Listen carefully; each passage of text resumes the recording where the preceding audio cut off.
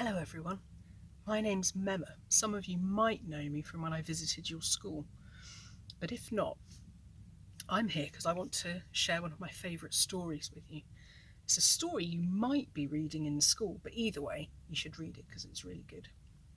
Now, I'm not going to read all of the book to you because I think reading it yourself is far more fun. But the trouble is, this story is about a boy called Torak who lives in the Stone Age, in the middle part of the Stone Age called the Mesolithic. And so his world is very different to the world you know. It's my world, but it's not your world. So I thought I'd bring you in here tonight, into this little shelter I've built, and try and bring you into Torak's world at the same time. Torak woke with a jolt from a sleep he'd never meant to have. The fire had burned low. He crouched in the fragile shell of light and peered into the looming blackness of the forest. He couldn't see anything. Couldn't hear anything. Had it come back? Was it out there now, watching him with its hot, murderous eyes? He knew that he badly needed food and that his arm hurt and that his eyes were scratchy with tiredness, but he couldn't really feel it. All night he'd guarded the wreck of the spruce bough shelter and watched his father bleed. How could this be happening? Only yesterday, they'd pitched camp in the blue autumn dusk. Torak had made a joke and his father was laughing. Then the forest exploded. Ravens screamed, pines cracked, and out of the dark beneath the trees surged a deeper darkness. A huge, rampaging menace in bear form. Suddenly death was upon them, a frenzy of claws, a welter of sound to make the ears bleed. In a heartbeat, the creature had smashed their shelter to splinters. In a heartbeat, it had ripped a ragged wound in his father's side.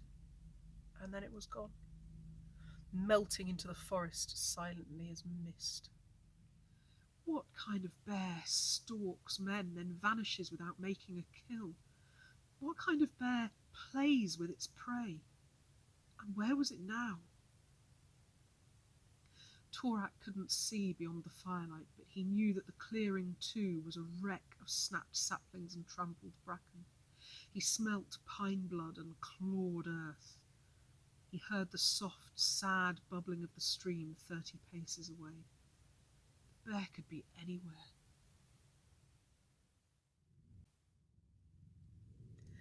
Beside him, his father moaned. Slowly he opened his eyes and looked at his son without recognition. Torak's heart clenched. It's me, he stammered. How do you feel? Pain convulsed his father's lean brown face.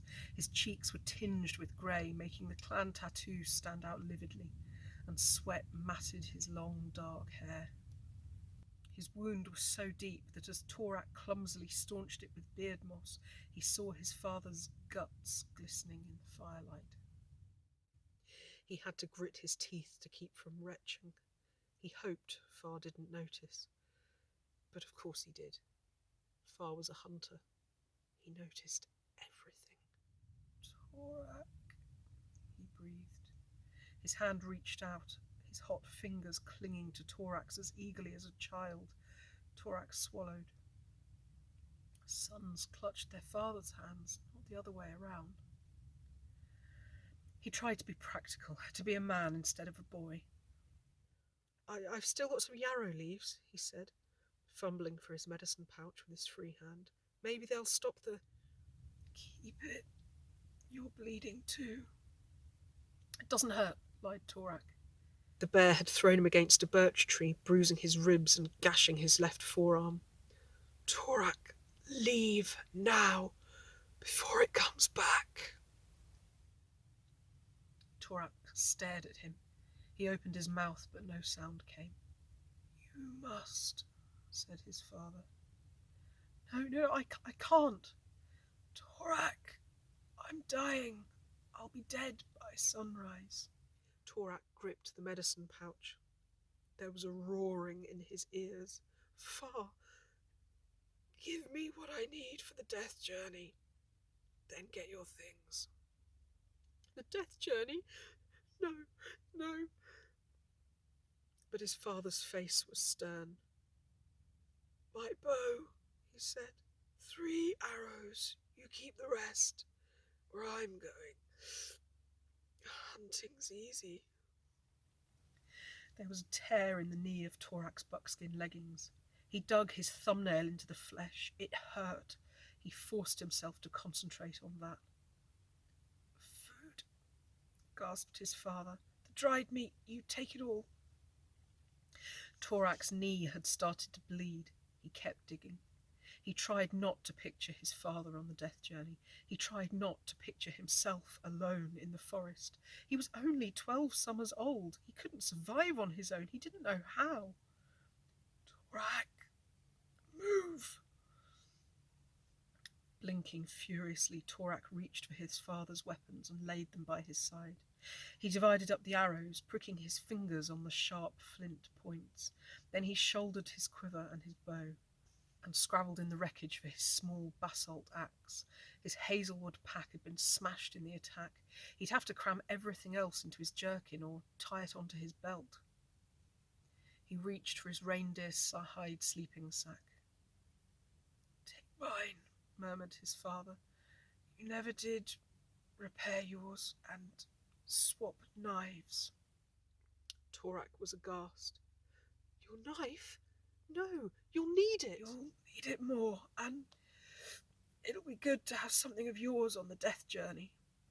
Far, please don't. In the forest, a twig snapped. Torak spun around. The darkness was absolute. Everywhere he looked, the shadows were bear-shaped. No wind. No birdsong. Just the crackle of the fire and the thud of his heart. The forest itself was holding its breath. His father licked the sweat from his lips. It's not here yet, he said. Soon. It will come for me soon. Quick, the knives. Torak didn't want to swap knives. That would make it final. But his father was watching him with an intensity that allowed no refusal. Clenching his jaw so hard that it hurt, Torak took his own knife and put it into Far's hand. Then he untied the buckskin sheath from his father's belt. Far's knife was beautiful and deadly, with a blade of banded blue slate shaped like a willow leaf, a haft of red deer antler that was bound with elk sinew for a better grip. As Torak looked down at it, the truth hit him. He was getting ready for a life without Far. I'm not leaving you, he cried. I'll fight it. No, no one can fight this bear. Ravens flew up from the trees. Torak forgot to breathe. Listen to me, hissed his father. A bear, any bear, is the strongest hunter in the forest. You know that. But this bear is much stronger. Torak felt the hairs on his arms rise. Looking down into his father's eyes, he saw the tiny scarlet veins, and at the centres, the fathomless dark. What do you mean? He whispered. What? It is possessed. His father's face was grim. He didn't seem like Far anymore. Some demon from the other world has entered it and made it evil. An ember spat. The dark trees leaned closer to Lytton. A demon? Said Torak. His father shut his eyes, mustering his strength. It lives only to kill, he said at last. With each kill, its power will grow. It will slaughter everything. The prey, the clans, all will die. The forest will die. He broke off. In one moon, it will be too late. The demon too strong. One moon. One moon, but what? Think, Torak. When the red eye is highest in the night sky, that's when demons are strongest. You know this. That's when the bear will be invincible. His father fought for breath. In the firelight, Torak saw the pulse beating in his throat, so faint, as though it might stop at any moment. I need you to swear something, said Far. Anything. Far swallowed. Head north. Many day walks. Find the mountain of the world spirit. Torak stared at him. What? His father's eyes opened, and he gazed into the branches overhead, as if he saw things there that no one else could. Find it, he said again. It's the only hope. But no one's ever found it. No one can. You can. How? I don't. Your guide will find you. Torak was bewildered. Never before had his father talked like this. He was a practical man, a hunter. I don't understand any of this, he cried. What guide? Why must I find the mountain? Will I be safe there? Is that it? Safe from the bear? Slowly, Far's gaze left the sky and came to rest on his son's face. He looked as if he was wondering how much more Torak could take. Oh, you're too young, he said. I thought I had more time. So much I haven't told you. Don't hate me for that later. Torak looked at him with horror. Then he leapt to his feet. I can't do this on my own. Should I try to find... No, said his father with startling force. All your life I've kept you apart, even from our own wolf clan. Stay away from men. If they find out what you can do... What do you mean? I don't... No time, his father cut in. Now swear, on my knife, swear that you will find the world spirit or die trying. Torak bit his lip hard. East through the trees, a grey light was growing. Not yet, he thought in panic. Please, not yet. Swear, hissed his father. Torak knelt and picked up the knife. It was heavy, a man's knife, too big for him. Awkwardly, he touched it to the wound on his forearm, then put it to his shoulder, where the strip of wolf fur, his clan creature, was sewn onto his jerkin. In an unsteady voice, he took his oath. I swear, by my blood on this blade, and by each of my 3 souls, that I will find the mountain of the world spirit, or die trying. His father breathed out. Good, good. Now put the death marks on me. Hurry, bear, not far off. Torak felt the salty sting of tears. Angrily he brushed them away. I hadn't got any ochre, he mumbled. Take mine.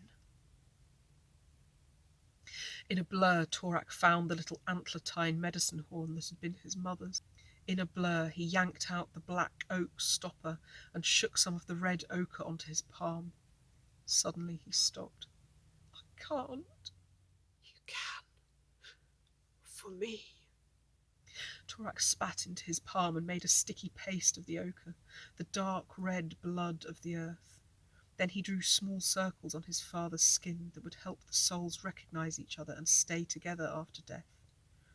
First, as gently as he could, he removed his father's beaver-hide boots and drew a circle on each heel to mark the name soul.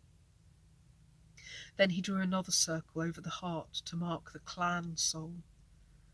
This wasn't easy, as his father's chest was scarred with an old wound, so Torak only managed a lopsided oval. He hoped that would be good enough. Last he made the most important mark of all, a circle on the forehead to mark the Nanwak, the world soul. By the time he'd finished, he was swallowing tears. Better, murmured his father, but Torak saw with a clutch of terror that the pulse in his throat was fainter. You can't die, Torak burst out. His father gazed at him with pain and longing. Far, I'm not leaving you. Torak, you swore an oath. Again he closed his eyes. Now, you keep the medicine horn. I don't need it anymore. Take your things. Fetch me water from the river. And go. I will not cry, Torak told himself as he rolled up his father's sleeping sack and tied it across his back, jammed his axe into his belt, stuffed his medicine pouch into his jerkin. He got to his feet and cast about for his water skin. It was ripped to shreds. He'd have to bring water in a dock leaf. He was about to go when his father murmured his name. Torak turned. Yes, Far? Remember, when you're hunting, look behind you. I always tell you. He forced a smile. You always forget. Look behind you, yes? Torak nodded. He tried to smile back. Then he blundered through the wet bracken towards the stream. The light was growing, and the air smelt fresh and sweet. Around him the trees were bleeding, oozing golden pine blood from slashes the bear had inflicted. Some of the tree spirits were moaning quietly in the dawn breeze. Torak reached the stream, where mist floated above the bracken, and willows trailed their fingers in the cold water. Glancing quickly around, he snatched a dock leaf and moved forwards, his boots sinking into the soft red mud. He froze. Beside his right boot was the track of a bear, a front paw twice the size of his own head, and so fresh that he could see the points where long, vicious claws had bitten deep into the mud. Look behind you, Torak. He spun around. Willows, alder, fir. No bear. A raven flew down to a nearby bough, making him jump. The bird folded its stiff black wings and fixed him with a beady eye. Then it jerked its head, croaked once more, and flew away. Torak stared in the direction it had seemed to indicate. Dark yew, dripping spruce, dense, impenetrable, but deep within, no more than 10 paces away, a stir of branches. Something was there. Something huge. He tried to keep his panicky thoughts from skittering away, but his mind had gone white. The thing about a bear, his father always said, is that it can move as silently as breath. It could be watching you from 10 paces away and you'd never know. Against a bear, you have no defences. You can't run faster, you can't climb higher, you can't fight it on your own. All you can do is learn its ways and try to persuade it that you're neither threat nor prey. Torak forced himself to stay still. Don't run. Don't run. Maybe it doesn't know you're here. A low hiss. Again the branches stirred. He heard the stealthy rustle as the creature moved towards the shelter, towards his father. He He waited in rigid silence as it passed. "Coward!" he shouted inside his head. "You let it go without even trying to save Far." "But what could you do?" said the small part of his mind that could still think straight. "Far knew this would happen. That's why he sent you for water. He knew it was coming for him."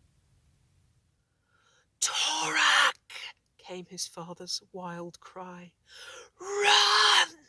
Crows burst from the trees. A roar shook the forest. On and on until Torak's head was splitting.